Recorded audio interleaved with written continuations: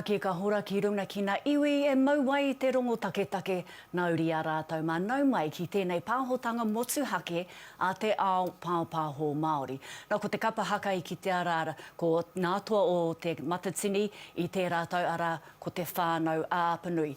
Nau mai ki tēnei pāhotanga te tuatahi o ngā wānanga o ngā hui i roto i ngā tau i rua te kau. Nā he hui tēnei i karanahia e te matatini kia whakakao mai ngā rōpu kapa haka mai ngā rohe te kau mātoru i te motu ki Tūrangawaewae ki te āta whera i te anamata o te matatini. Oti rā ki ngā tau i rua te kau e heke mai nei. Ka mutu e toru takau noiho no ia rohe i tonoa e te matatini. Ko te tāinga e tāe te hono atu mā te ipurangi a koutou e mātaki mai nā paipa hopori rānei. Ākua nei, te matai te pōhiri ki te hunga, ko tai atu ki te papa o Tūrangawaewae, ka mutu he pāhotanga tēnei a te ao Pāopaho Māori. Nā ko mātou o te Ao News, rātou ko te Karere, ko Aukaha, ko Te Reo o Te Uru, ko te matatini, ko te kīngitanga anō hoki. Nā i mua i tā tātou tiro ki ngā mahi pōhiri i te rā i Tūrangawaewae. Ko Raymond te hana taua tito, te rangatira o te kāhui maunga kua riro nei.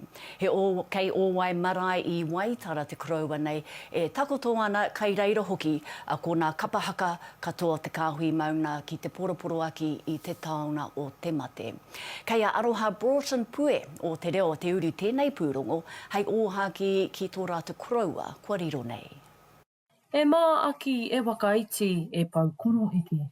A te ana taua e. Grew up in Waitara, and I grew up with my grandmother at Big Jim's Hill. They call it Big Jim's Hill. It was a place where my grandmother lived, and it's on the way out of Waitara. I went to primary school in Waitara, and I went to Waitara High School. E tipu mai a tito i ngā reke o tōna tau e ke maunga i Whaitara i Pariaka. Because of Mum's contact with Pariaka, and I used to go to visit my father, Massey, kore heke te iu, and my mother's name was Pore or Parioka. I suppose I looked forward, in those songs, I looked forward to go to Pariaka because a lot of my cousins and we used to do all the things that young people get up to and play around. Ka pake ke a tito, ka uru aia ki te ware o te ope taua o Tangaroa. Ray, Tito, NZ 14724, Sir. While I was in Waitara, I joined the Navy. I went to Auckland, and my time in Auckland was for me a bit, can I say, radical. But after a while, I got used to the rest of what I had to do, and while I was in the service. I went to Antarctica while I was in the service. Sir Edmund Hillary.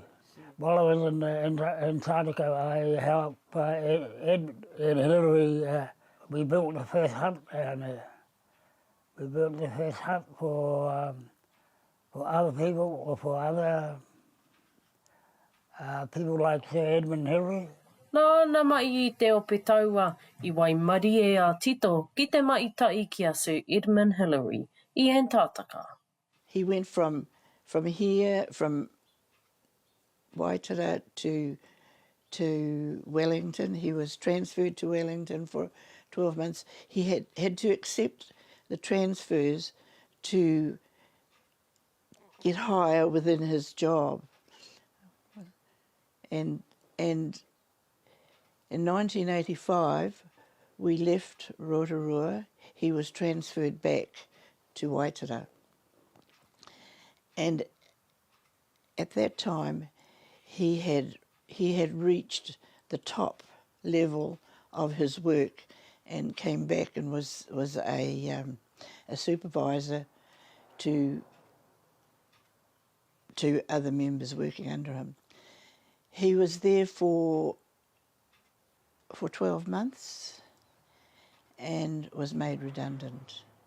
But to me, he was meant to be made redundant so that he could work within the iwi, and he certainly did. He was on call to everybody, night and day, and we studied together in the Catholic Church for 7 years, and he was able to do karakia and yes, and he was a blessing to his people here in Waitara. He was called on all the time to do ghost busting, and from ghost busting to marriages to burials, tangis, yeah, and he did it all. Nā te wakawātea mai a tito i tāna tūrangamai, ka noa ai pau toko i ngā kaupapa tuarea o Taranaki, ai pau kawe ngā tikanga a reo, ka mutu ko ia te i o ngā pau matua o te ao kapa haka o te kāui maunga. The group's name was Ngā Purapura. O te Tahu a Uru.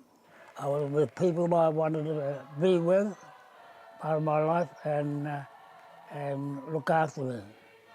And they did it. And I say that to this day. What that group done for myself and my wife was something that you never find. Where would you find people would do something to two people who were strangers that would take them by the hand and say, look, Ray, you're home. Ko tōna Ao Māori e Tā Uru nei i tōna oranga. Aroha Broughton Pui, Te Reo o Te Uru. Moi mai rā e te koroua. Nā, kia hoki mai tātou ki te kaupapa i te rangina rā ko te Wānanga-Ā-Motu o te Matatini. Nā, he momo Wānanga Kapa Haka tēnei. I tēnei wā, kai te whakawhiti asu tātou ki Tumamau Harawira. Kai Tūrangawaewae ia i tēnei wā e kōrero ana kia reikura kahi. Nō reira, e te iwi i tēnei wā tunu kei konei ahau, me tētahi o ngā pauaka o te kapa, tētahi o ngā toa o mua o te whakataetai o te Matatini ara reikura kahi kei konei i tēnei wā reikura, tēnā koe? Tēnā koe. Heha ngā wawata o ngā rā, kai mua tonu i te aroaro? Tuatahi mai, ko te pōi mai o te tini ngero ki konei, ki ngā roa ahia ki Tūrangawaewae. Ko te mea nui, he noho tahi, he ata wānanga, he aha kei mua i te aroaro, mo te ao haka, katahi, mo te reo, tuarua mai, he aha hoki kei mua i te aroaro, mo te ao haka whānui, mai ngā kapa kuratuatahi, ahu atu ana anō hoki ki te Matatini kei roto Taranaki, kei te kāhui maunga. Nare, he nui ngā kaupapa hei kōrero tanga mā tātou i tēnei rangi, āpopo. Āpopo anō hoki, ka kōwhiria mai, te nohoanga, te tūranga o tēnā kapa i te whakataetai, e kainamu mai nei, hei te tau mai, hei te tauhou, Pākehā. Nō reira e mōhio anau, he nui ngā kaupapa hei kōrero mā tātou, he nui hoki, ngā kapa ka haere mai i runga i te manao anui ki tō tātou reo. I patere mai etahi o ngā raruraru i roto i ngā whakataetai a rohe, ko te rohe o Waikato Tainui tētahi, Ngāti Haua i karangahia i te rā o te whakataetai, nā wai, ka whakakorengia a Ngāti Haua te uru atu ki roto i te Matatini. Ko ngā kaupapa, ngā raruraru kua pāmaine ki etahi o ngā rohe whakataetai, koinei te wāhi tika hei wānanga i e raruraru? Aira. Ki te karangahia ngā rōpu katoa o te motu ki haere mai, me kōrero hia ngā piki me ngā heke. I kitea i roto i ngā whakataetai ārohe e hia kenei, i runga i te kore mōhio ki ngā ture hou, kore mōhio ki ngā whakarere kētanga. Me te nui hoki o ngā rōpū, kua aro nui mai ki te ao haka. He mea nui tēnā, engari me haere mai i runga i te mōhio, me tika hoki ngā whakahaere. Nā reira, koe rā āhuatanga katoa ka kōrero hia, hei e nei rangi nei. E ai ki ngā kōrero, ka rima rā te roa o te whakataetai hei te tau e tū mai nei. Ngā wero nui kei runga i te kāhui maunga, ka tika hoki me kauawhi pēr ngā rohe katoa o te motu ki te hāpai i te kāhui maunga. Me ngā mahi nui kei mua i tō rātou aroaro? Me huro tātou, i te nui o ngā kapa, i te nui o ngā kapa i roto i ngā rohe, kaore i kitea te ao haka e tino nguru mai. Engari, e nguru mai ka hana i roto i tēnei tau. Nā reira, me mihi nui ki tēnā āhua. Engari, nā runga i te nui o te hunga kātū hei te matatini haere mai nei. Kei reira no ngā uauatanga ki te taha ki te hunga e wahana i te matatini. Hei te tau 2025. Nā reira, ko tātou tērā, ko ngā iwi, ko ngā hapori o te motu, me tautoko i te kāhui maunga, i runga i ngā taimahatanga, i ngā rima rā, whārā, ngā kapa e whakataitai ana. Kātahi ko taua rātua rima rā, ka waiho ko ngā kapa te kaumārua o runga, o te mātangirua. Nā reira, e aro hātu ana, ki te mana whenua, ki te kāhui maunga, engari, me huro tonu tātou, i te kaha o ngā iwi, o ngā hapori, ki te tahuri ki tō tātou reo, ki te ao haka anō hoki. Arei kura kahi, tētahi o ngā pauako o ngā tūmana ko tēnā koe. Tēnā koe. Kia ora. Tēnā koe tumamao, ko tumamao harawira tēnā rāua ko reikura kahi, tētahi o ngā kaiako o tētahi o ngā kapahaka i toa i ngā tautata nei, arā ko ngā tūmanako. Nā, i tēnei wā, kai te whakawhiti atu tātou, kia mārena mane no te karere, mārena tēnā koe. Tēnā, kārea no kia timata te pōhiri, hoi anō, tēnā whakamārama hia mai i te āhua kai reira ki Tūrangawaewae i tēnei wā. Ai, tēnā koe peata. He ata makariri, no reira e whakarite ana ngā kuia kei muri i āhau mo te pōhiri. Hoi anō, ko tā rātou kōrero, ka poto rawa te pōhiri i te mea kei te makariri rātou. Pai ake mena ka poto ake tērā tuahoi, ngari mōhio tātou o te Ao Māori. He koe nei tētahi āhuatanga, ka haere tonu. Nā kāre kore kua ki te rā koe i etahi atu o nā kaihaka, ko tai atu ki tēnei hui. Kai te kōrero, kua kōrero rānei koe ki tētahi me wā rātou tūmanako, ka hua mai i tēnei tū wānanga?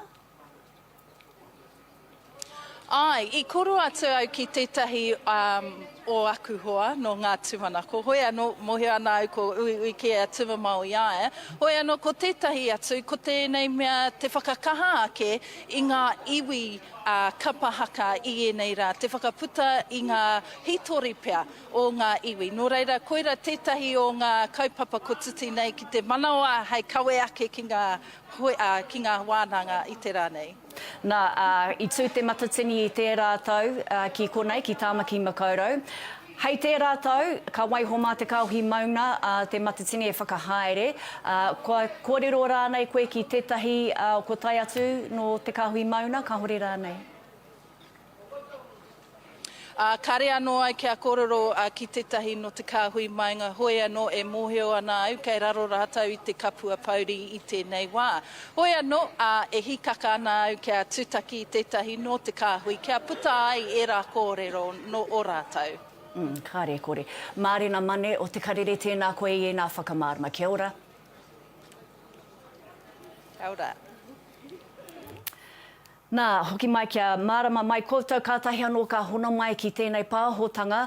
Kei Tūrangawaewae, mātou o te ao pāpāho Māori i tēnei wā, ki te titirogi ngā mahi a te Wānanga-Ā-Motu a te matatini. Nā, kua karanihia rātou ki ngā rōpū katoa, me ngā rohe katoa, te kaumātoru hurinoa i te motu, o ngā kapahaka, kia tai atu ki tēnei hui ki te āta whera i ngā take o te anamata o te ao kapahaka o tira o te matatini. Nō reira, i tēnei wā, ki taku nei mōhio kei te huri kia Maioha Pānapa rāo ko Tumamao Harawira. Tēnā kōrua. Ai, tēnā koe piata. Katai ka mea mai a... Tēnā koe. Katai ka mea mai a Mārena makariri rawa ki reira. Ai, ko mātou, ko hine Pūkōhurangi, mātou ko hine Takurua, e rā kōrero katoa kei konei kua taimai, te tini ngero o te tangata ki konei, kare anō kia tino hei pū mai, te mātini tini o te tangata ki konei, ki runga o Tūrangawaewae, engari kei te whangatonu mātou kia taimai ngā iwi o te motu. Maioha, koe nei tō kāinga, tō pāwhaka wairua, kore ka hore e whakahihi ana koe, kia pohiritia ngā iwi o te motu. Ana, ko hikaka ana te ngākai nā te mea ke te kite au te mātotoro ngā tōpi tōtu motu, kua taimai ki konei ke mua i tō mātou nei marae a Tūrangawaewae. Ina nahi i haere mai ai ki konei on my day off e te whānau, ki te whakarite ngā mahi o, ngā tainga mai o te motu nei.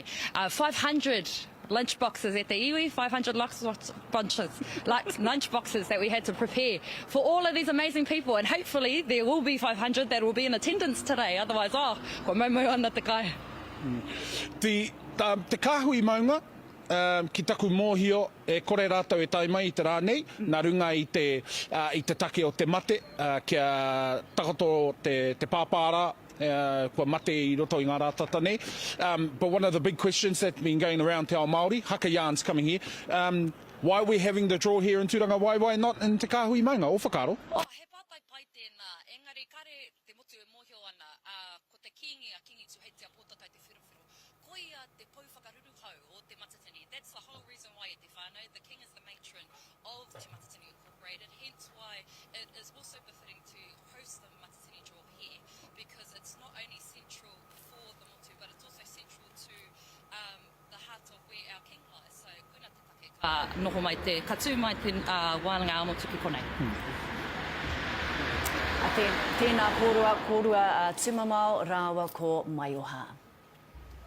Nā, koutou e mātaki mai nā he pāho te motuhake tēnei, mai te Ao News, te Karere, te matatini, Aukaha, Te Reo o Te Uru, me te kingitana. Nō reira, ki te hiahia koutou, ki te mātaki ngā āhuatanga, kei te haere i tēnei tūmomohui, ara te Wānanga-Ā-Motu a te matatini, tēnā hono mai māruna i rā ipurangi.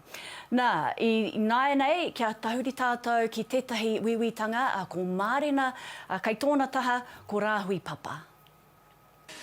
Ka whai tēnā koutou i te iwi, kei taku taha i tēnei ata makariri nei, ko Papa Rāhui, ko Rāhui Papa, nō reira he mihi ana ki a koe i tēnei ata papa. Tēnā koe. Nō reira taku pātai ki a koe, e rite ana tainui mo te ekenga mai o te motu, mo tēnei Wānanga-Ā-Motu Kapa Haka? Ia te wā ka karangatia mai he hui nui ki runga o Tūrangawaewae, kua rite a tainui. Kua rite hoki ki te whakatau i ngā iwi, i ngā rōpū kapa, i ngā pai whakawā, o tira kua rite ki te pōwhiri i te wānanga e haere ake nei, i roto anora i te ao Kapa Haka. Anō reira, hea te kaupapa tuatahi ka wānanga hia i te ata nei? Ko te whai wāhi o te pai whakawā ki ngā rōpū, kia noho kotahi i te wānanga-nanga i etahi o ngā āhuatanga mō te matatini o te kāhui maunga e tūnei a te tau e tūnei. Ka mutu, ko te whakakotahitanga, ko ia tērā te mea nui, ko te whakatakoto whakaaro, ko te whakatakoto kōrero, ko te whakatakoto kaupapa, ka tahi, engari ko te matua nui, kia kitea kei te toro, ko wai kei te tū i roto i te whea puna. Ka pai no reira, tēnā, hea ngā kaupapa ka whakaritea mo te rānei atu i te kaupapa tuatahi ko kōrero tia nei? Ko te pōwhiri ka mātua i tēnā, i te āhuatanga ki o tātou tikanga, ki o tātou kawa tiku iho. Ka mutu ka tono atu ko ngā taraketi o te matatini, ko rātou kai te whakahaere i tēnei hui huinga i raro i a tāhere wini o tira me tana komiti. Ka mutu ko ngā rōpū Kapa Haka, ka haere mai, ka wānanga kaupa kaupapa, ka wānanga titonga, ka wānanga i ngā tū āhuatanga e pāna ki te matatini e tū, e kainamu mai nei a te teo e tū nei. Ka pai, he kaupapa au e hihi ana kia haere ki te wānanga? Kia Māori te tū. Koira, nā koa kite ake i roto i whakatū i nā tata nei ko ngā tū āhuatanga. Anō reira, ko ngā tai tamariki kei te whakatau ira, ko i nei ko ngā tai pakeke e tū nei, ko tāku inoi kia Māori te tū, kia hoki anō tātou ki o tātou āhuatanga Māori. Hei aha noi ho nei te peke mo te peke noi ho. Hei aha noi ho nei te o maumo mo te o maumo noi ho.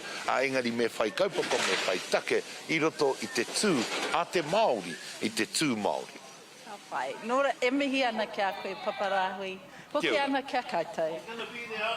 Nā ko Mārena mane tērā o te karere rāua ko rāhui papa. I nā tau te kaumā iwa, ko tahi mano iwa rau, iwa te kaumā rua. Me te taurua mano, tūwai te matatini ki reira. Kaua ko te matatini i tērā wainari ko Atom Pass i taua wāra ko te Aotearoa Traditional Māori Performing Arts Society. Nā, i reira tūwai i te matatini, koera te take, kei te tū tēnei tūmomohui ki reira i tēnei rangi. Nā, ko tā rāhui, ki te hunga katoa, kia Māori te tū, e hoa mā, kia Māori te tū. Nā, hei tēnei rātapu hoki, i kōrero ia mō te draw, ne? Te draw mō nā puna, me nā kapa haka ka tū i roto i ia puna. No reira, hei te rātapu tērā, hei te haurua mai i te tekau karaka. Nā, i tēnā wā, kia hoki anō tātou ki Tūrangawaewae, kei reira mai o hapāna pa, kei tōna taha ko Tom Ellisana. Kia ora no e te iwi ai, kei konei mātou kei tēnei taha o te marae o Tūrangawaewae. Ara, ki tōku nei taha ko tētahi o ngā tino rangatahi, rangatira nāia nei, ko ai atu ko Tom Alessandra e ko Tūngane. Tēnā koe. Tēnā koe. Ko tai haumari mai koe ki konei, pewhia ana, hea te take ko hara mai koe ki konei ki te tautoko tēnei kaupapa, Te Wānanga-Ā-Motu. Ko tai mai mātou o te tauiho te waka, ki te tautoko, ki te whakarongo, ki te whai whakaaro, ki te anamata o te matatini, nā reira, e hikaka ana kia tai mai ki konei, ki te kite i ngā hua ka puta mai i tēnei hui. Ko koe korua ko tō pāpa, tētahi o ngā tino kai whakahaere mō te kura tuarua, te whakataitai i reira i whakatū. Pewhi ana o piro whai muri i te mahi kua ea. Me ki pēnei, ko tau te pū e hui nāhenei, ko whai wā ki te aro mātai i ngā mahi, ko mahi e mātai i roto i ngā tau e rua, ko te kura, ko ngā kapa haka kura tuarua tērā, ko te mana kura tahi anō hoki tērā, nā reira, he nui ngā wheako, he nui ngā akoranga, nā reira, ko te mea nui tutuki pai ngā kaupapa. Nā, whai muri i tēnā. Nā te mea i ako ewa nō hoki i ngā hapu, ngā iwi maha, kei roto i te wai paunamu, e hera ko ngai tahu anake, ko ngā iwi katoa kei reira, ngā mana whenua. Hea te take, whai muri i te kaupapa i reira, ka haramai koe ki hea o wawata me ki te haramai koe ki te kōrero, ki te wānanga, ki te kōrero ki ēnei Wānanga-Ā-Motu. Yeah, hea hua rere ke te noho i te waka a Māui, toko iti ake te hunga Māori i reira nā reira. Hea hua rere ke tō mātou whakarite i a mātou anō, me ngā kaupapa pēnei te kapa haka nā reira. Ko tā mātou he kawe i ra kōrero, me ngā kōrero, ngā wawata o ngā iwi e wari o te tauihu, o tira o tātou hoa hoki o ngai tahu i roto i te waipauna me whānui. Ka huri au ki te reo Pākehā e whakamārama e te atu tāngata. One of the key things that came out of the kura tuarua whakataitai was that the haukainga there really appreciated having that amount of ngai Māori kanohi i tēnā whenua because others that aren't associated with our ahurea got to see the fruition of that. From that, do you hope that we have more opportunities for Te Waipaunui to host those types of those whakataitai as we go through to the future? Absolutely. What we've found in the last sort of 10 years in the preparations for all of these competitions is that our wider community have done a lot of learning, and they have supported our kaupapa, that might be financially or through jumping on reo classes and all of those sorts of things. So it was an opportunity for our community to come together for a positive kaupapa, but also to change some of the narratives that some of our older generation in places like Whakatū have, and the ideologies that they hold, and really challenge them. One of the key things that we also want that the Te Matatini also want to touch on is the future of and the evolution of our kids. As we saw at Kuraturua, that level just hit another period entirely. What are your hopes and dreams for our kids as you come here to represent and hopefully help them with their fruition of the evolution of Kapa Haka? Yeah, we're lucky we've brought some rangatahi with us, so we want their voices heard, and we think that's really important. So within our rohe, we've been trying to figure ways to bring our young people into governance spaces, into all of the areas that support competition, but also our marae, our communities. And so our key thing is that we want our rangatahi to have their own voice and have their own ideas, so that, te hunga pēnei iau, ko kai mātua haere, we don't tell them what they want to do, but that actually they have the ability to share their dreams and aspirations too. So from those learnings, what are you wanting to give back as feedback to Te Matatini as they head into the preparation of Te Matatini ki te kahui maunga? Yeah, well, I think Te Matatini is a well-oiled machine. Like, they've been doing it for 50 years, and so it's probably nothing new for them. They, as an organisation, connect really well into communities with iwi, with hapu, and I guess relationships is key in all things that we do. So just maintaining relationships and moving those relationships in a positive way for the best outcomes for the festival. Final pātai, and I know this is a bit touch and go at the moment, but bear with me if you can. One of the key things that came from Ropu, Kuraturua, coming to Te Waipaunui before the whakataitai was the financial pressure and all of that.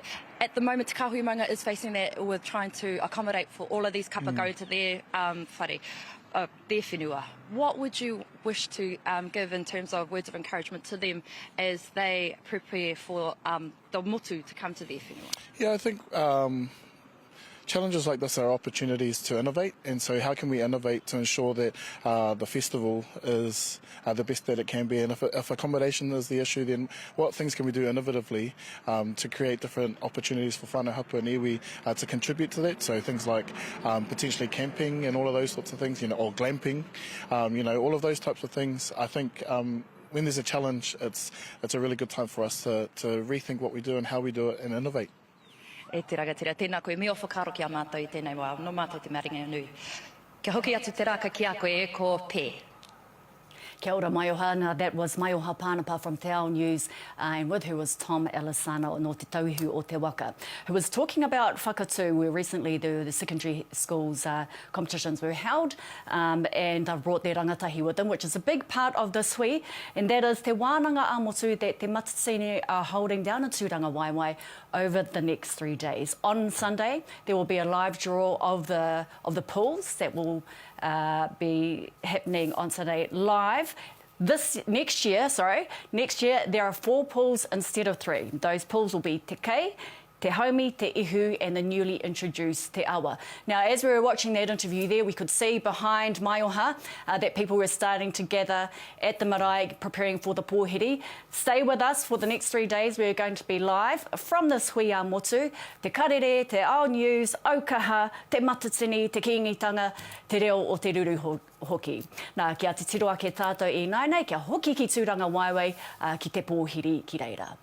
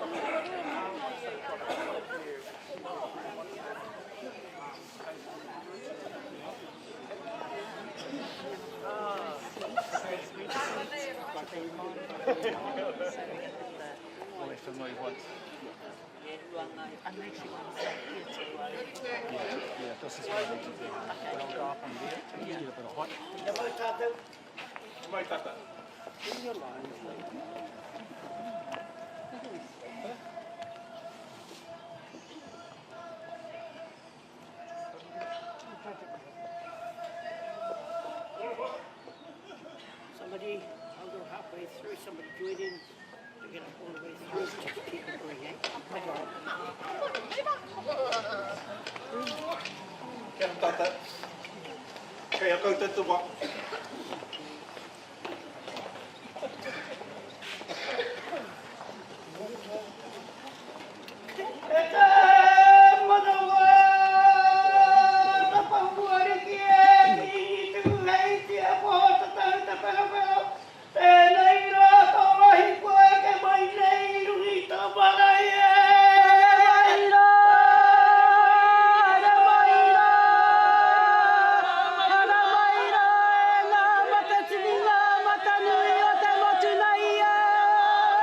Takahi a mai rā, te ara ki a mahi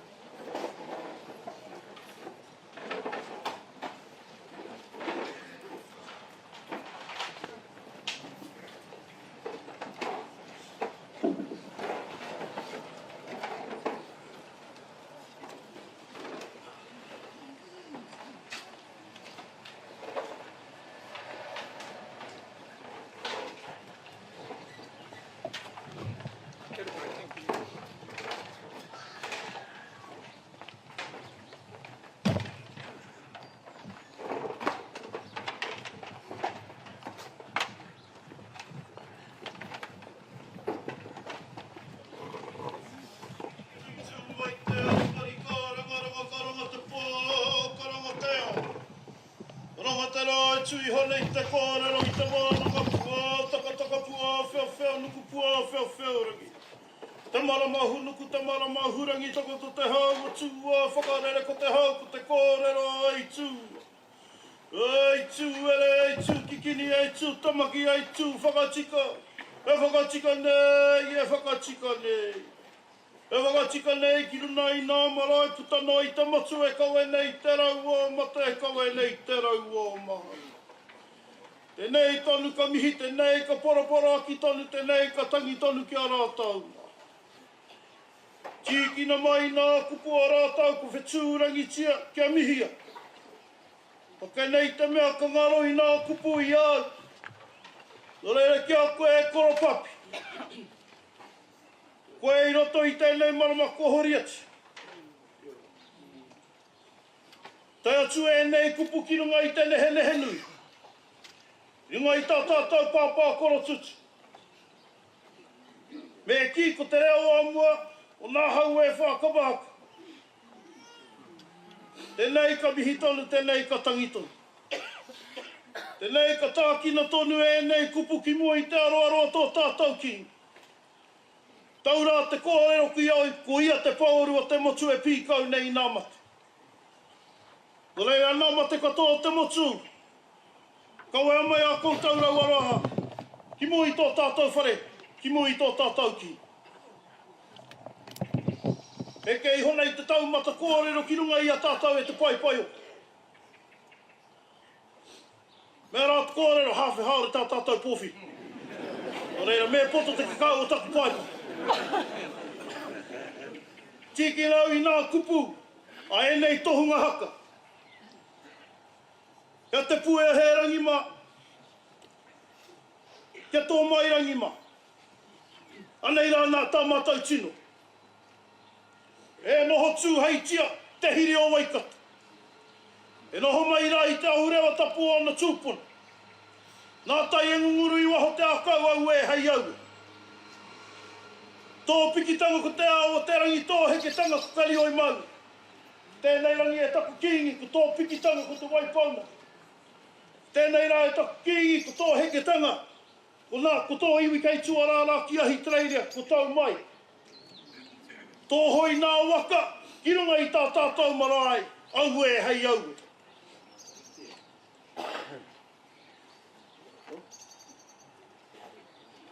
Piua o mata ki kāwhia moana ki kāwhia kai.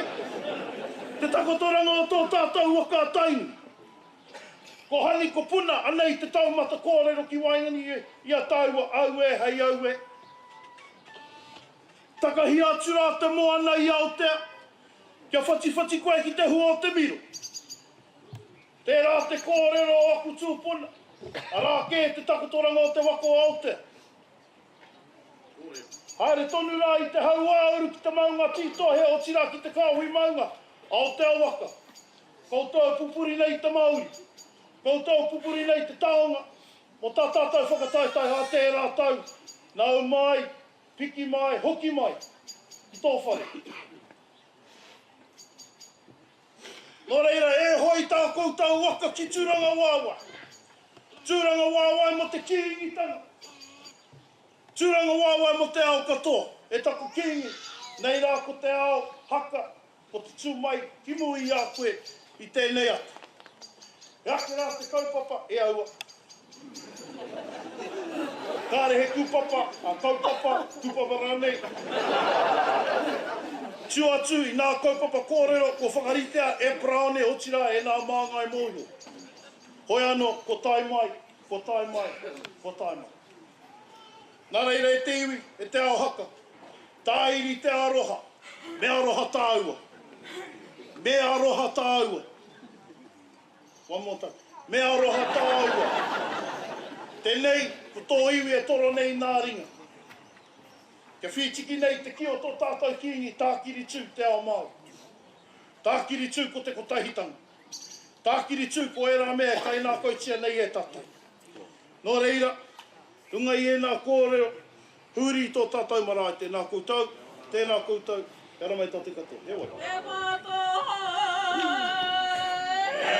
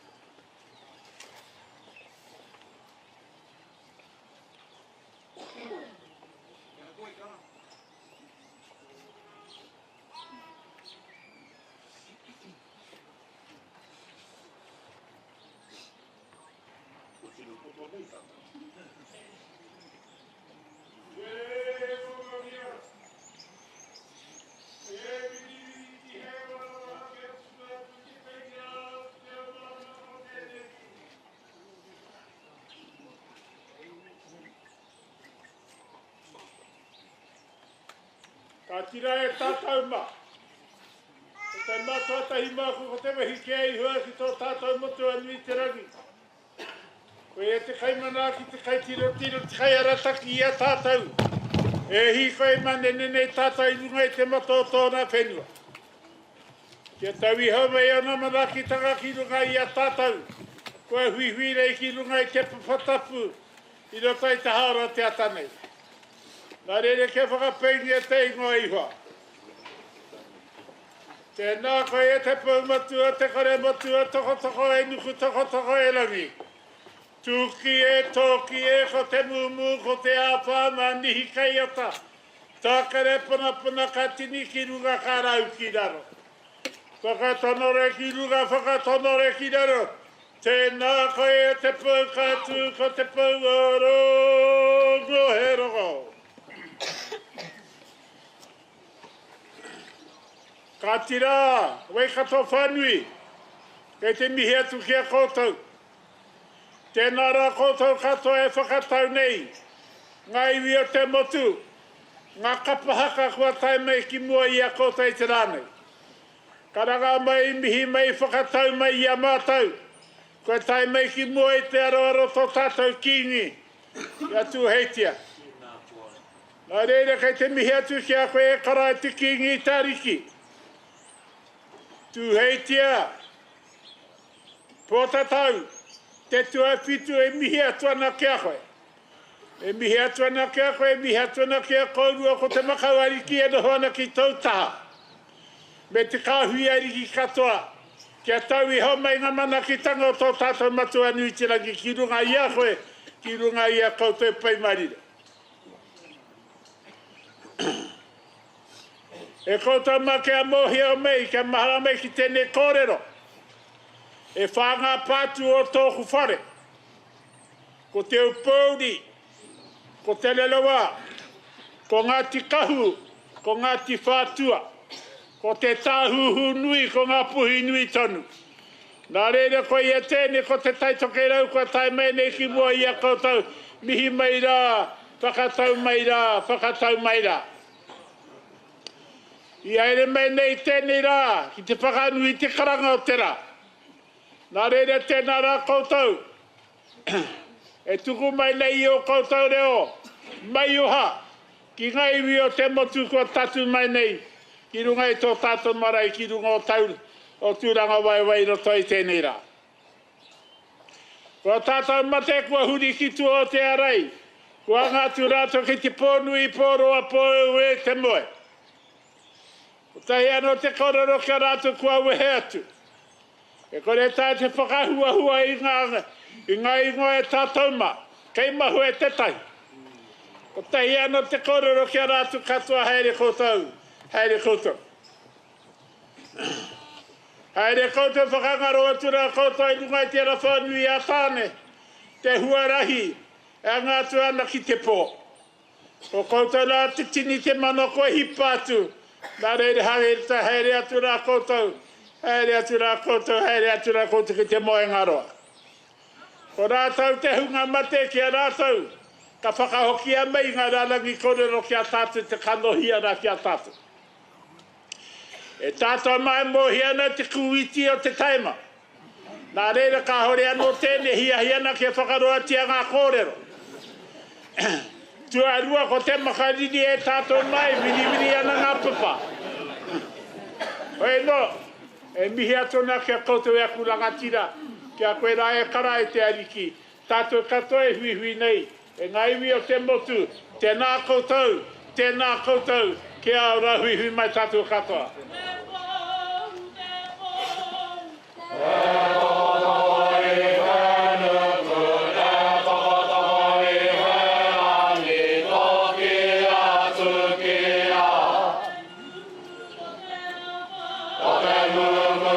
te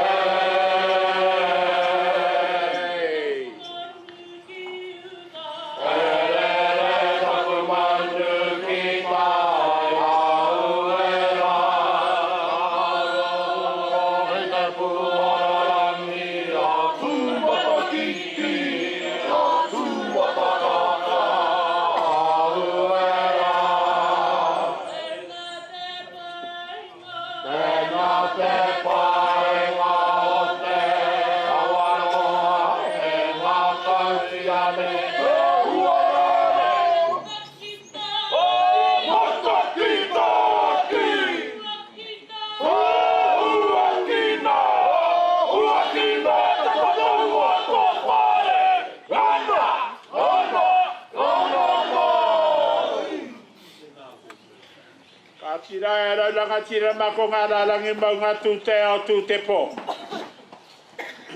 Ko te maunga tapu o taupiri tērā, ara ia e te maunga neke neke e ngari maunga tū te ao tū te pō. Rangi tēne me te rārangi tangata ki te whenua ka heke ka ngaro. Nā reira huri rau na huri noi roto i a tātunga waiho tangaiho. O te hunga kua whetūrangi tia tēnā koutou, kia ora hui mai tātou.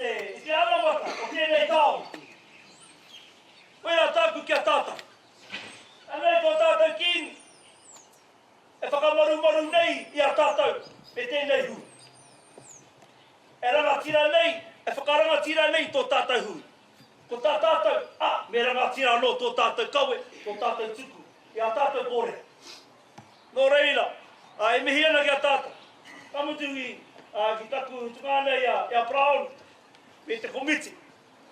Nā rā te tātou, e te kaupeti mai kēnei raki. Nō reira, ke ngā mana, ke ngā re. Kāre, e mohe ana ki te reo te wā. Kāre kore, hika kāna ke koutou ke uru ati tātou ki ngā Pūkōrero ni. Me te pai hoki. E hika kāna hoki au. E hika kāna hoki au. Nō reira, ke ngā mana, ke ngā reo. Haria mai te aroha. Haria mai te aroha ki tō tātou tāonga. Haria mai, tō koutou aroha ki tō tātou kīngi. E tau maru nei a tātou. I te kaupapa. E kai ngā nuitia nei e tātou. Nō reira, e ngā mana, e ngā reo, tēnā koutou. Tēnā koutou. Tēnā tātou katoa. Hea hara! Hea hara!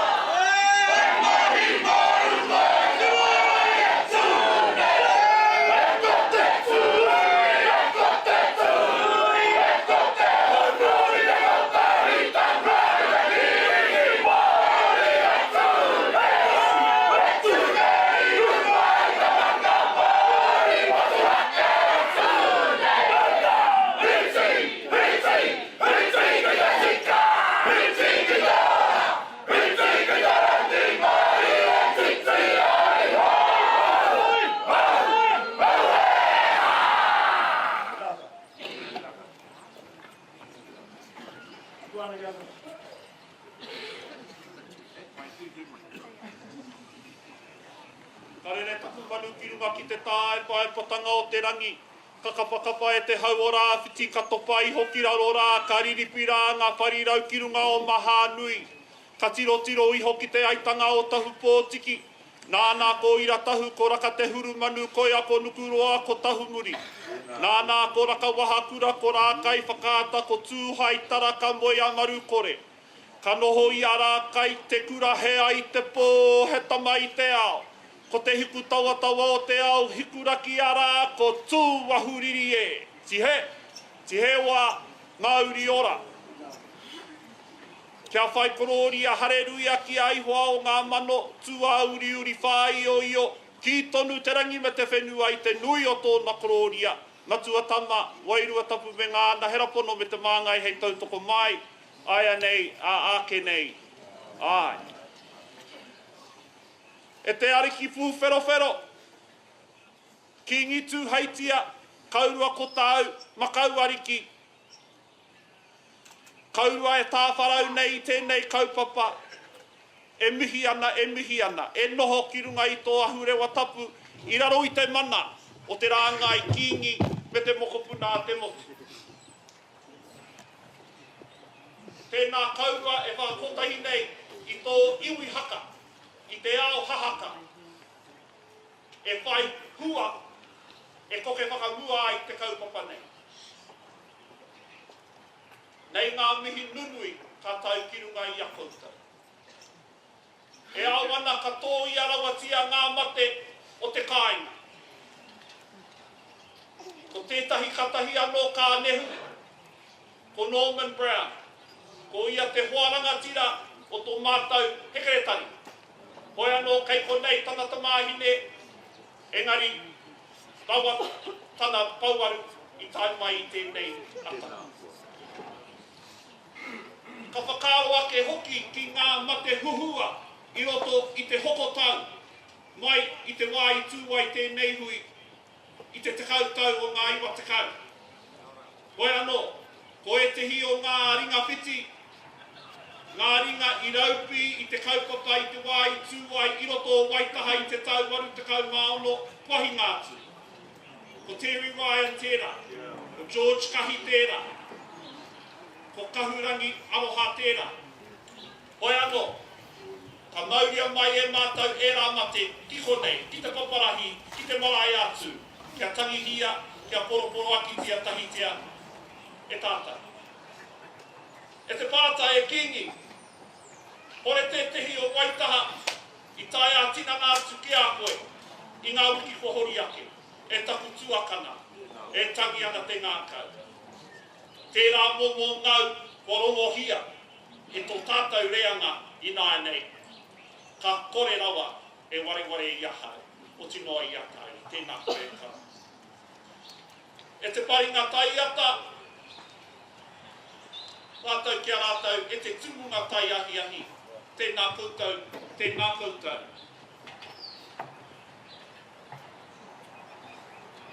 Matariki ki te rangi, mataariki, matatini ki te whenua. Kaika ana te ngākau, hiko ana te ngākau.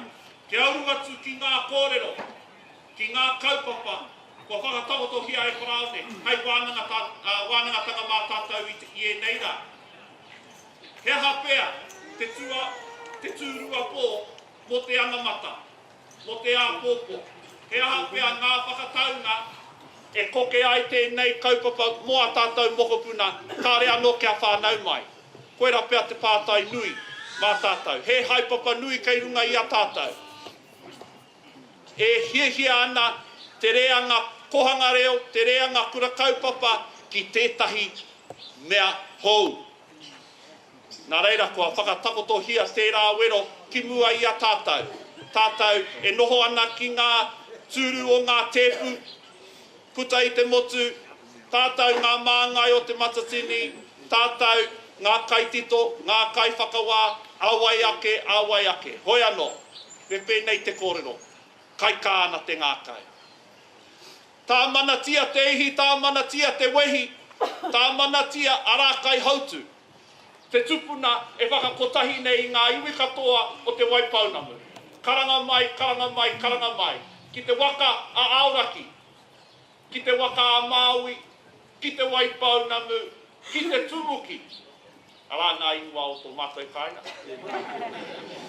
Hoi anō, karanga mai ki ngā kapa kaumātua, kei konei a whaatihi, me te hio te kotahitanga.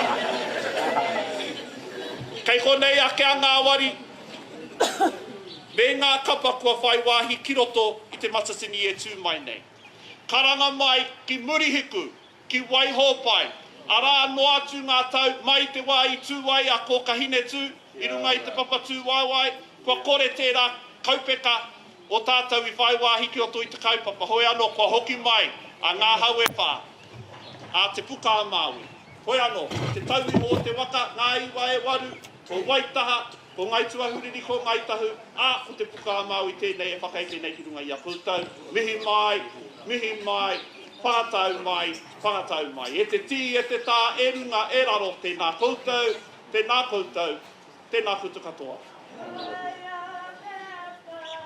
Aro ana te kāhu i te koeru o whiti e taura ki ngā pāki hi whakatera te kāu Aukaha, a pūpur te rāki Aukaha, ki kopa tau atu taku manuki, te ara whene a kiwa.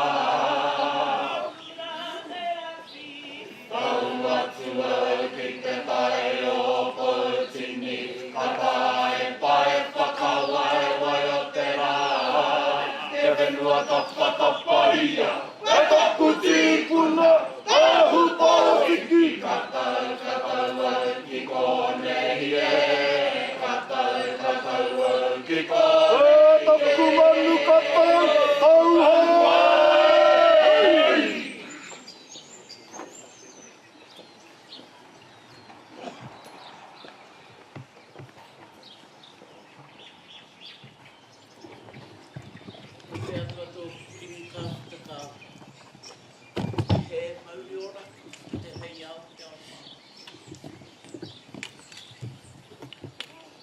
Te ware waka ruru au tia nei mai rauno, kai te me. Te papa e takoto nei, te kai tiaki o tāu te tangata i te wao te pō takoto. Ki ngā karaihiwi, ki ngā poawawa e manaki nei ngā iwi, tēnei kāmihi. Ko tau rā i te tau wairua, ko ki wairua mai rā ki te arataki ai tēnei hui, tēnā koutou. E tōku ariki. A nei rā, te raukura e tū nei, te me i kau atu ana ki a koe, kia kōrua te makau. Ko tū arai ai, tō tātou marae, ai wā kāinga, ai wānanga tātai, kai te me. Ka takato te ringa o tō tātou matua nui te rangi ki runga i oko o te me tō ware. Kia tia ki pai ai i ngā tino kōrero, ka ua mai ai e kōrua, e kōtou. Tēnā kōtou. Wai kato whānui, tēnei te raukura e tūnei, e tua unei kia kōtou. Kōtou, ko orani, tēnei kaupapa. Kauri atu rā ngā mata, kia koe mamae. Ka mi atu rā, te maunga kia koe, aira mai ana koe ki te akia kia ia mātai i te au i te pō, koutou katoa, tēnā koutou. Oi anō ke takotou ki mua i a tātou, te toko iti o mātou, ko tatu mai nei tēnei rā, i te mea, kai te tangi tō mātou maunga, i te matenga tō mātou patron, arā ke te ana tāua tito.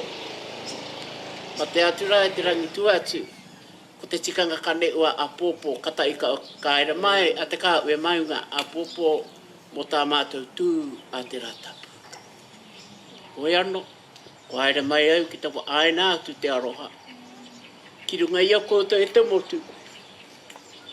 Koutou, ko rau ika nei, te tikaro akera i ngā kōrero tēnei mea te matatini, kia pai ai te ua kaimua, no reira ānei te kā ui maunga, me te ki atu. Ara mai koutou, ki runga i tō tātou, maunga taueke, ki te kā ui maunga, arake, mai ngā tiapa, ki te pā o rātana, ki hina ngā kau, ki te rataha, o te awa tupua, heke mai, ki tarana ki tūturu, roto mai, ia ngāti te witi, te atiawa, ruanui, tai ngā oe, rātou katoa e por ini nei kia koutou ara mai, nau mai.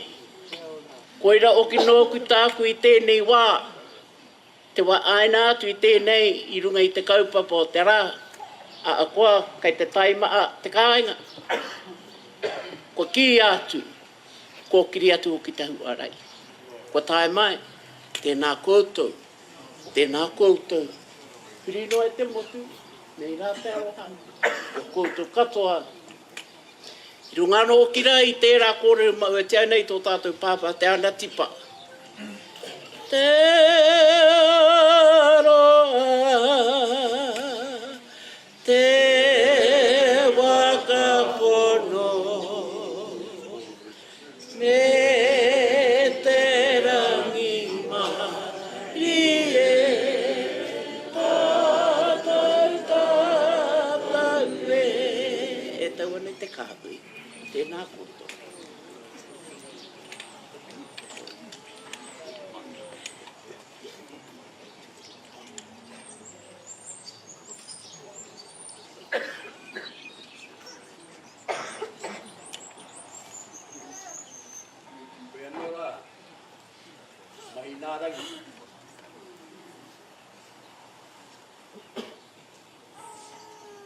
E tūri, o mahi nā rengi.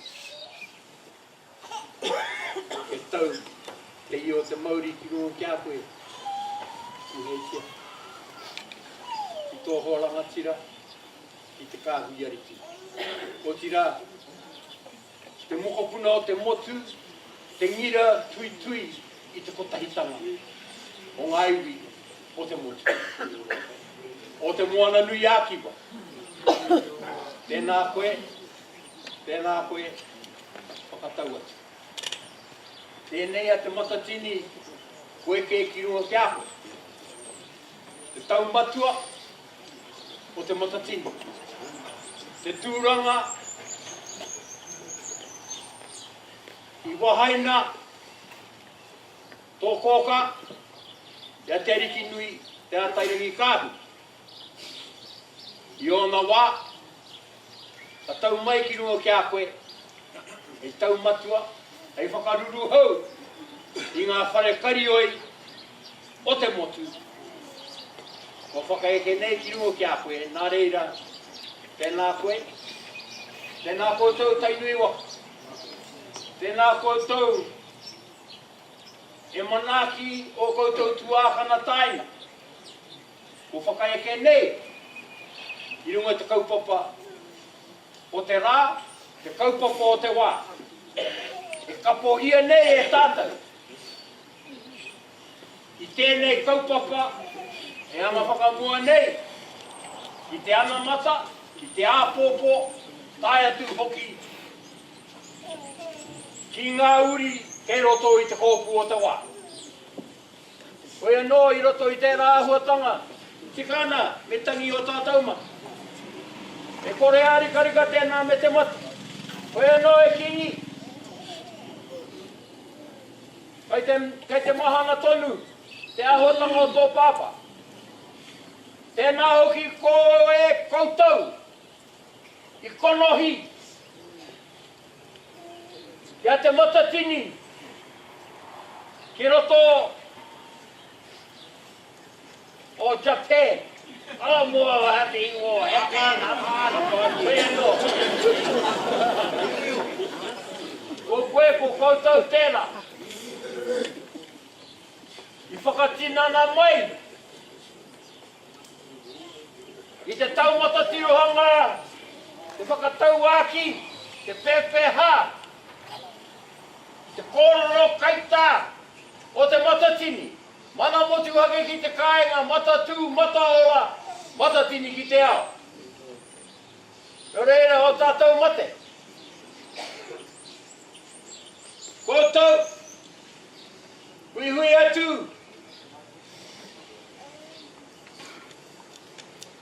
Ki te tapu, ki te mana, ki te hi. Kei mātangi reia, takoto koutou, ki te āio o te rangi. Oi anō tātou, o taia. Taia tātou te whakauru atu i o tātou kōrero i roto i te hawhe hao. E tau ina pēr tēnei mō ngā whakaeke ki rungo Tūrangawaewae. Ala. Kei mua i a tātou. Hei te me Tūrangawaewae o tātou marae katoa. O te motu. Oi anō, mihi anō. Kia tātou, ngā whare kari oi, o te motu. Ngā whare kari oi, o ngā hapu, o ngā whānau, o ngā iwi, o ngā hapori, puta noa, e Aotearoa. A tai atu hoki ki o tātou rahi. Kei te whenua moe a e noho ana. E mihi ana ki a koutou.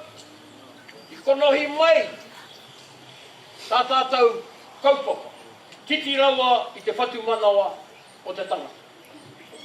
Nā reira, eka ka nui pē tēnei, mo tēnei wā, rohoanga, ko tēnā pēke tēnei, i ngā whakaro a te hunga,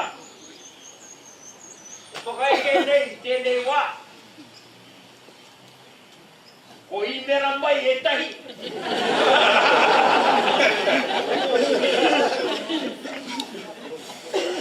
Tika, kei te matakau, kei me tia kupire atu. Kupire a pai.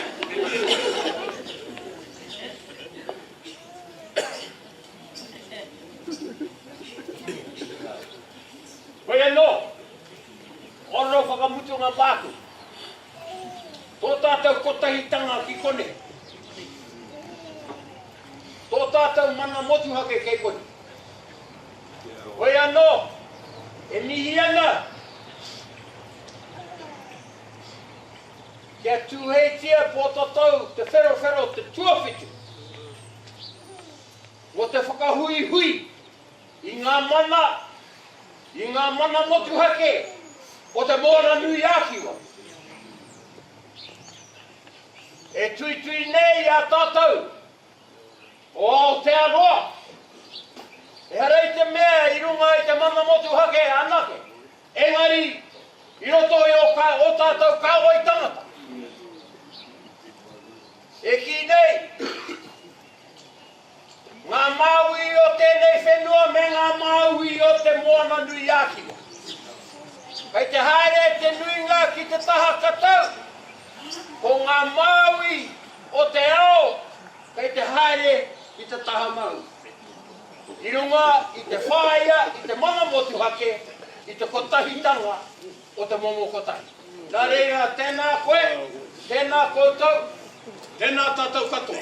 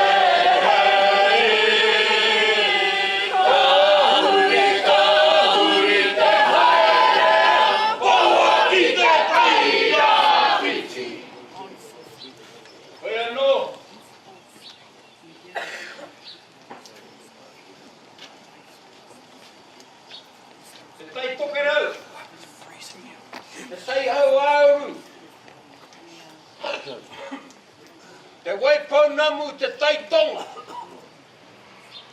Te whenua moe moe ia o tira te ao. Me te tai rāwhiti tātou e tōpū mai nei. Te pihuka mai ngā whakaro kei roto i te matu manawa. E kawe i tā tātou kaupapa. Ako atu, ako atu, ako atu. Engari, kou waka tātou e ware ware. I tōna take-taketa. I tōna take-taketanga. Tō ia mai, honoa mai ki o tātou whakaro. Ki te ana mata, hei moi a tātou. Tēnā koutou, tēnā koutou, tēnā tātou.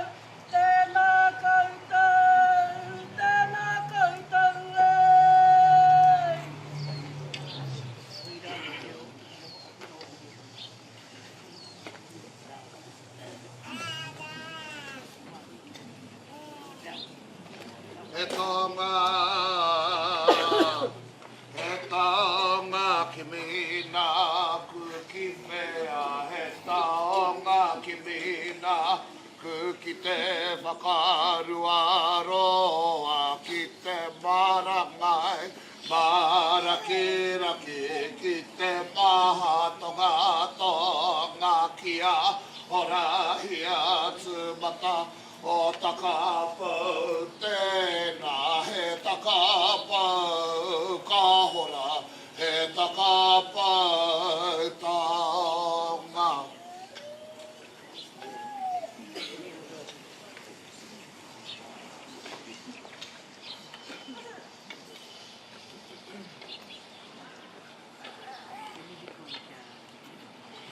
Tui au te rangi atu nei, tui au te papa e tango. Tui au rātou kua wahe ki te pō uri uri, ki te pō tango tango, ki te pō e o tia tu ai. E kuraitangi hea he mai mai aroha ki a rātou kua ngaro ki te pō. E kuraitangi hea he mai mai aroha ki a tātou ki ngā mahuatanga iho. Ti he mauri ora ki te hei au ki te ao mara. Te tautoko ake rā i ngā kupu whakamiha ki te rungarawa, ki te wāhingaro. Nō rātou te mana whakatike tike, e whakauwhi nei a tātou ki tō tātou hui hui ngai tēnei rā. Mōna te tauwhiro manākitanga, i tō tātou kingi, ko noho mai he tau matua, ki te kaupapa o te matatini i tēnei rā. Haere mai, haere mai, haere mai, haere mai. Haere mai koutou mea o tātou mate tua atiniti. Haere mai koutou mea o tātou mate. Huhua kaua. Oroto i ngā takiwā. Oroto i ngā roherohenga. Ka wea mai ki te aroara o tō tātou kingi. He kura i tangi hea he mai aroha. Kua mahua mai rā ki a tātou ki tēnei au. Ki tēnei au huri huri. Ka tika e manuau he nui ra wātu. Te whakahua ingoa. Engari kia whakakōpania ke rātau ki te kōpaki kutahi. Haere koutou. Haere koutou. Haere koutou. Haere koutou. Haere mai e ngā kanohi. Haere mai e ngā kanohi o ngā whare karioi. Haere mai e ngā kanohi o ngā whare tapere putai te motu. Putai te ao. Haere mai koutou ngā kanohi. Ngā matatini. Kua hui mai nei. I te aro mahi nārangi e tū nei tēnei ra. Haere mai. Haere mai. Haere mai. Haere mai. E te tī. E te tā. Haere mai ra. Here wini i rato i ngā hui ngā ki runga o Tūrangawaewae. He tangata noe nei tā. I tēnei rā. Kua whakahonoretia koe ki te hoari a kingi tiare. Tā here wini. Whakaeke mai ki te aro. O tā tupu nā whare tūne. Haere mai arahina mai rā ngā kanohi o te matatini. Ki te aro tō tātou kingi i tēnei rā. Haere mai rā e te mārakiraki. Haere mai rā e te mātongato. Haere mai rā e te taitama wahine. Haere mai rā e te taitama tā. Haere mai rā e te pāpaka nui a Māui. Haere mai tātou. Kia whakakotahi anō tātou i roto i tēnei rā. Mai anō i te hui a motu. Ko te kara. Ko te kotahitanga ko te mana motu hake. Koe a tēnei ko te whakatinanatanga o tēnei rā. Haere mai. Haere mai. Haere mai. Haere mai. Haere mai koutou i roto i te ao haka. Haere mai koutou e ngā ropu. Haere mai koutou e ngā pai whakawā. Haere mai koutou e ngā tereketi. I te wānanga ki te whakakotahi ngā whakaaro. I mua tonu i te hui ka tū ki runga i a te kāhui maunga o te tau e tū maide. Haere mai koutou. Haere mai koutou. Haere mai koutou i te rā e whiti ana i runga o Waikato. Aokoa te kohu o te atani. Aokoa te makariri o te atani. Ka tika te kōrero haere mai ki te makariri o Waikato. E rautaki pai tēne. Me mea ka hui tātou i a re hua pona nui. Kua ngenge, kua hia moe te tanga. Ka haere mai rā i te rā. O pipiri o takurua. Kua higo te hini ngaro ki te mai ngāma. No reira haere mai tātou. Haere mai tātou. Haere mai tātou. Mahe ai honei te kohu. Whikikina rā tātou e te rā. E teiwi nui tonu. Tenei te mihi. Tenei te mihi. Tenei te mihi. Ere wini kaore hea haki au te tai mā te Pākehā. Ko te mea nui, kua mihi mai, ka mihi atu. Kua hono mai, kua hono atu. Kua kotahi mai, kua kotahi atu. Ngā matatini o te hita. Kua piri kia kotahi i roto i tēnei rā. Tēnā koutou. Tēnā koutou. Kāti, kia ora tātou katoa. Waikato te Katoria he waima. Katoria he waima. Ukai ke ki te pua ho. Waikato te wahe. Biko he turi wahe. Biko he turi wahe. Iasu watora he tahuri koe. Aukaha. Waikato whakamauko titira kita titira koto. Pihike mau o tātou ke taikata e mauri o te motu e. Ki ngā rawai a Tūrangawaewae mo te kingi tama te tongi whakamutu ngā mātuna e au e hoki au e. Apiti hono tātai hono ko rātau o te hunga mate ki a rātu. Apiti hono tātai hono ko tātou o te hunga aura ki a tātu. Kia mau ki te kupu a te waiata ko te tongi i wai hotia mai rā e tāwhiau i te wai ai. Tupu te toi, oro te toi, Wharake te toi i ahu mai Hawaii ki e. Tēnā koutou, tēnā koutou. E teimi, haere mai.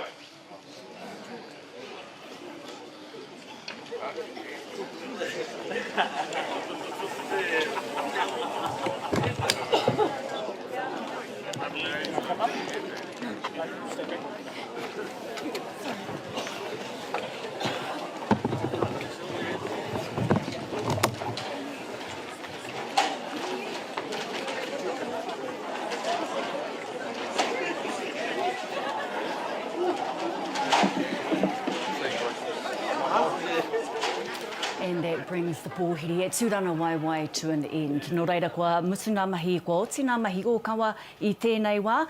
The reps from the Kapa Haka rohe mai te motu whānui will now make their way into Kimi Ora Marae and begin the hui ra Te Wānanga-Ā-Motu te matatini. We'll begin their hui later on this morning, which we will go back to. For now, let's go back to Tūrangawaewae, and we are with Marina Mane of Te Karere, and with her is Mamai Takerei. Tēnā koutou e te iwi, kei konei, kei taku taha, ko mamai. E mihi ana ki a koe te whaia. Nō reira, taku pātai tuatahi ki a koe. Tēnā kororo mai e hikaka ana koe ki te haramai ki tēnei o ngā Wānanga-Ā-Motu mo te Kapa Haka. Me pēnei te whakautu e hara I te hikaka ko te ture kia tae ātina mai mātou ki konei ki te whakatau I te kaupapane, ko I rā te tikanga. Ne? Ka whai no reira, ko tētahi o ngā kaupapa wānanga I te rā nei, he aha te anamata o te ao haka mo ngā rā keitua. Oi anō, ko I rā te taonga hei pupuru hei whaka Te Reo, ko I rā te tikanga. Kia mōhi o tātou, ko te whakapiu o te kāwanatanga I tō tātou reo. Kore e tau tērā I roto I taku ngāka. E rua me he mea, ko I nei te tiro kaupapa, te pūtake o te kaupapa nei. Ko te ahutanga o te hauka. Ki te pupuru I te reo, pai anau ki tērā. Engari ko tāku I te tuatahi, o koutou e whai ana I te ahutanga o te Kapa Haka. Kia mohi o koutou, ko te manaaki, ko te tikanga o te marae, o koutou marae ki te manaaki I te tangata, ki te whangai I te tangata. Karere nau, karere no au I ki te nui o koutou, ko uru mai ki roti o tō mātou, ia te kimi ora, ki te mahi, I e rā mahi. Kei reira te tikanga ne, kei reira ke te tikanga. Muri mai, ko te Kapa Haka, pai ana tērā. Ka haere ori te rāua, engari ko wera, ko wera ki te taha, ki te manaakitanga. Ko te whāngai I te tangata ko I rā te ture I whakatakotongia e te pue. Ko te mahi o te marae nei, ko te whāngai I te tangata, ko te rangi Māori e kia tātou ki te rangi Māori, kia tika te whakahaere I te kaupapa o te kikita. Rawe e nā kōrero no reira, taku pātai whakamutunga, he ao whakaro mo te whakakaha ake I ngā iwi Kapa Haka o te motu.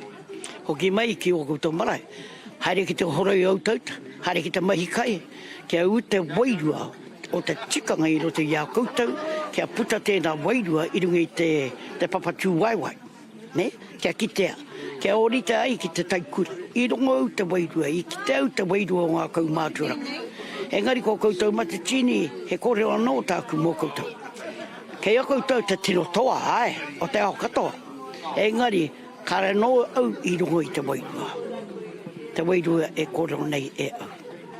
Me ka haere ori te rāua, ko tūrangatira koutou. Kia mau ki te reo, kia mau ki ngā taonga tuku iho, ko I rā tāku kia koutou. Ka rawe e nā kōrero a kene peme tāpiri atu ki ngā kōrero o te wānanga I te rānei. Anō reira e mihi ana ki a koe whaamamai. Ka pai. Nā kia rere arorangi tātou nai nei, ki te marae o Owai, ki Waitara, kai reira nā uri o te kāhui maunga. E tangihi ana ki tō rātu koroua ki Raymond, te hana taua tito, kua riro nei. Hei a pōpō ka tukuna atu te taonga o te mate nei, ki te rua kōiwi o ōna matua. Ina ia nei, kia whakawhiti asu tātou kia Aroha Brojan Pue e whanga mai ana. Aroha? Pea tai tae mai te katoa o ngā kapa aka o te kāui maunga ki te tuku ia mai aro a ki te i o ngā rangatira, te patron o te kāui maunga kapa aka. Ko te rei ana taiwa, Raymond Tito. I kōrero ta i atu ki te i o ngā māngai o ngā kapa o te kāui maunga me ngā iwi o Taranaki kia te taipa kāmeta. Rāua tai, ko ware o ka wano.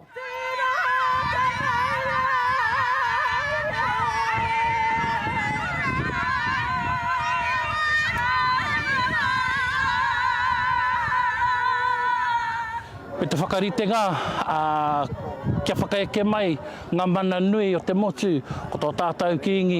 Me ngā rangatira katoa o ngā iwi katoa te whenua ki runga kia Tahu, o tira kia tātou o te kāhui maunga o Taranaki tonu. Me te whakariterite, haere tonu ana oe rā whakariterite, mo te taha ki te pōhiri, mo te taha ki ngā tikanga me ngā kawa e whakatau ai i runga i te mana e tikana mo te iwi ka whakaeke mai. Tēnā koe. E te taipa, ko koe te i o ngā kaiwaka aere o tēnei o ngā te matatini, tēnā. Nā te i o ngā motu aketanga ki tā tātou poi i tēnei tau. Me ki pēnei, ko taku poi e pōhiri atu nei, e tako ake nei, ko ngā poropititanga, ko te whakawairuatanga o ngā poropiti o tēnei o tō tātou rohe o Te Uru. Hei whakarite mo te pōhiri mai o ngā iwi katoa ki runga ki aia. Pareira karere atu ngā poi mai i parininihi ki Waitōtara ki Taipake. Taipake ki te kāhui maunga, hoki rawa mai ki te awa tupua, kia tere atu rā ki runga o whangaehu ko Ngāti Apa, ko te pā o ngā ariki. Tātou katoa e tako ana i te poi, e rite mai ana te mana nui o te motu o te ao ki runga ki Tahu mā te poi. I nā hoki rā te kōrero tō tātou pāpā te anatipa moia tō taiaha, moia tō poi. Ko Tahu tēnei e moitahi nei i te āhuatanga o te wairua o te rā kōrero mo te taha ki te poi Karere nei.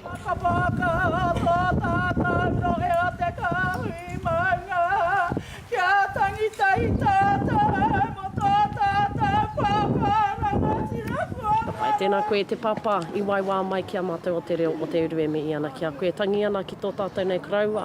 E tako tō tira a mai ki runga i tō tātou nei marae o tira tō tātou ware o te ikaro a Māui. E te papa, kauri te aro ina nei ki te kaupapa o te matatini o te kāui maunga, ka tau ki runga i a Tahu i te matatini o te kāui maunga ki konei. Pe ea ngā wakaritenga mo tēnā kaupapa? E miharo ana i runga i te mea ko tapaina ko te matatini ki te kāui maunga e kāui tupua, kāui wairua. No reira i runga i tērā ka kia he rohe tonu o ngā poropiti. No reira me whai ngā tauiratanga o ngā poropiti i roto i ngā wakarite. Kai tēnā i ona wakaro i ngari tōna mutunga ko te tūmanakotanga o ngā kapa o te kāui maunga me ngā iwi o te kāui maunga kia ngātahi te noho. No reira i roto i tērā ka kite i roto i o mātou huinga me te kāhui maunga me ngā iwi ka whai tētahi rautaki kia tūtoki tērā tani wha kaupapa nui o te matatini. Engari kua rite, kei reira ngā uinga ki te taha ki te pōhiri. Kei reira ngā whakarite mo te noho.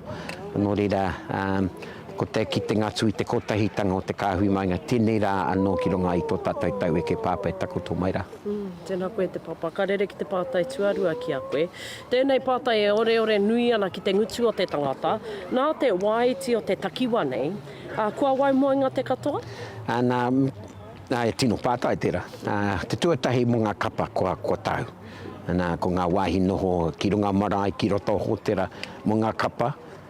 Rima te kauma, rima te nui. Nā katika me wakatauria ki reira i te tuatahi korea pia te painga ko tutuki i ngā wakataitai āroe i te mahi. Nā ko tutuki i te mai, ko tutuki tērā i te haratua, nā koera ka whakarite hia. Nā ko te taha ki te hunga hara mai ana ki te tautoko ai, nui tonu ngā pātai ko ki katoa ngā mōtera, ko ki katoa ngā hotera, nā ko ngā wāhi noho, ko ngā B&Bs, i rā kai reira mātau e whakarite ari te ane e tono ana E pati ana ki ngā wanaunga kia tūwherahia te kua hao ngā whare mo te hunga e kimi wāhi noho mo te roanga o te rā wiki.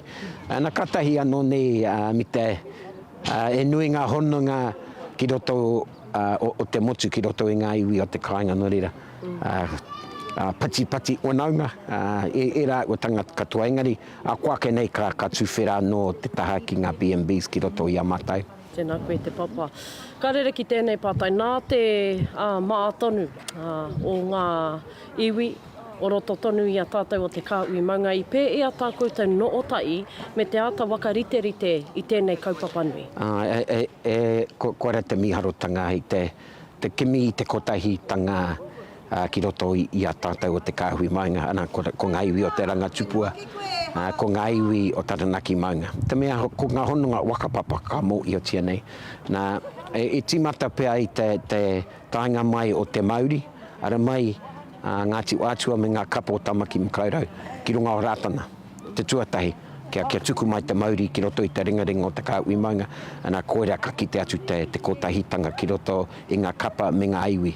Nā katahi karere ki Pairangi, ki Kaiwaiki, ki Te Awa, nā ko te Māori, tau ki reira, nā katahi ki runga o Pariroa, ki te mātungatunga o te maunga o Taranaki, ana a koake nei ka peke pene mai no reira, koera ngā wakarite, ngā kōkiritanga kia kotahi, ma te Māori tera, te Māori o te matatini e waka kotahi nei i ngā kapa me ngā iwi o te kāinga.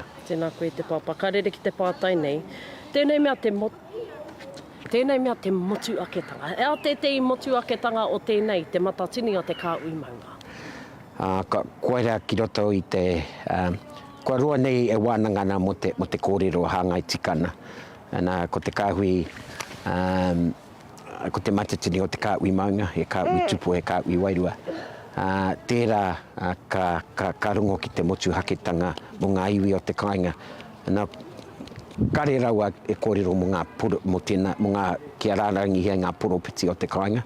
Engari, ngā poropiti no ngā maunga o te kāhui maunga, ngā iwi e wakapono nei i o rātou wakapono koera pia te ia otanga kia tau te mānuka ki roto i te tangata mo tēnei kaupapa akoa kai rorohe, kai roto i ngā iwi o te kāinga, ana kua rite i runga i tērā uatitanga. Tēnā koe.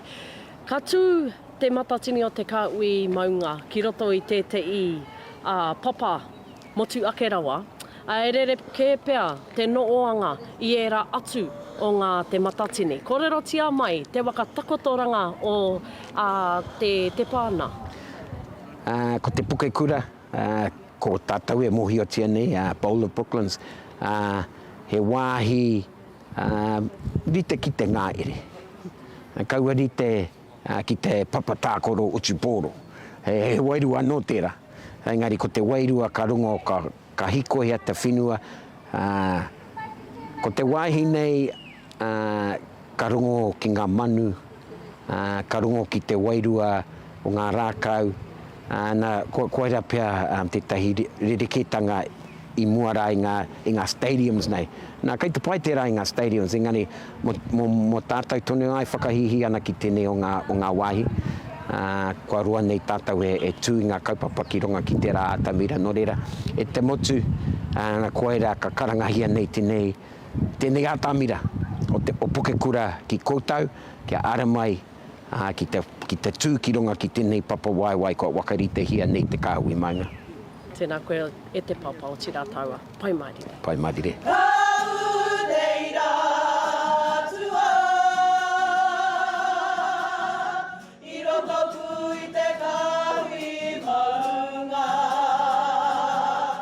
Kua iri te rau kawakawa ki runga i a Taranaki maunga ki runga i te ware aka o ngā purapura o te tai au Wauru ka mitu te ware aka o te kāui maunga wānui. Ko te tikanga ia kua utatu tātou ki roto i a koutou ki te wakautu i te reo karanga o te rā ki runga i a tainui waka ki roto tonu i te marae o Tūrangawaewae. Hei a pōpō, kau ki tō tātou tau eke ki te rua kōiwi o nā mātua o nā tūpuna. Hei te rā tapu, ka kawea e tātou a te kāui maunga i tōna kawe mate ki te wakautu i te reo karanga o te matatini ka mutu ki te wakakano i te kaupapa kātau mai ki roto i a tātou ko te matatini o te kāui maunga tēnā. Ka waka ki atu ki a koe piata. Aroha tēnā koe i nā kōrero. A kāti, ki konei whakairihia i tēnei pāhotanga motu hake, nā te Ao Māori o Te Wānanga-Ā-Motu a te Matatini. Tēnā toro atu ki nā whārangi ipurangi, te pukamata rānei, a te Ao News, a te Matatini, te Karere, Aukaha, te Kiingitanga me Te Reo o Te Uru. Ka hoki mai mātou hei te tahi karaka o te ahiahi nei, nā reira tūhono mai anō koutou. Atu ia mātou katoa, kia ai o te noho.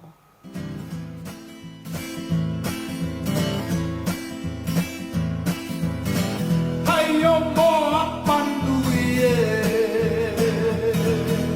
tau tangaroa te wai o tō aha Huti